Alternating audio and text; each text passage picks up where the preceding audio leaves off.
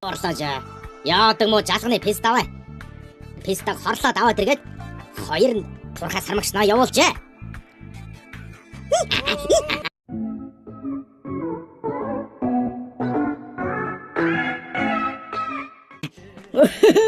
Өвгөн писта.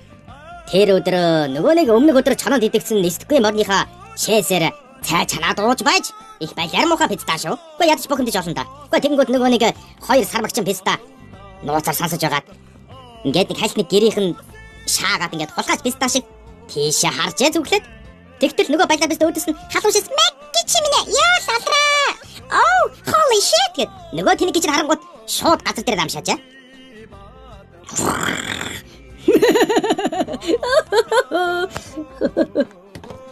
За та амар сайн байна уу холмосны хаан.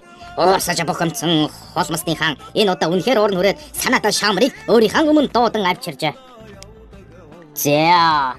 За санаатай шамар гэж чи байх нэ? Чи яагаад холмосны хаан намайг уурлуулж байна? Яагаад миний хэрээгний нүдийг соголсон? Яагаад нүдийг шаасан?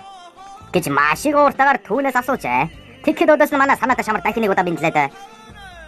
Оо самбан уу таадмэн. Та маш сайн сонсож бай. Санаатай шамар миний хувьд бол би бол болцоо тийм бор толгойд амьдрал суудаг нэг амтан билээ. Дээрээс нь мөнгө төгрөггүй бас сурсан хулгай асуур байх болохоор хулгай хийж өдрөөр амьдрдаг.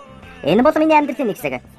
Гэхдээ би нэгэн өдөр нэгэн эрэгтэйгаа нэмэгтэй хоёроо хооронд нь шаалцаад ингээд нэг жижигхэн хөөрхөн хур гарч ирэх юм бол таньда тахигээд бодож байсан чинь үгүй тэгээд л бодож байсан чинь таны нөгөө хэрэг чинь хурч ирээд яасан гэж нэг өдөр арай гэж миний хүсэл биелээд нэгэн жижигхэн хөөрхөн хур гарч ирсэн чинь тэгсэн чинь танаа хэрэг чинь хурж ирэнгүүтлээ юу ч болоогүй юм шиг гэж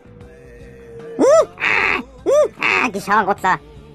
Хурч ирээд би босоос ирсэн чинь миний хөөрхөн хурганы хоёр нүдийг нь шаагаад авчихсан байсан.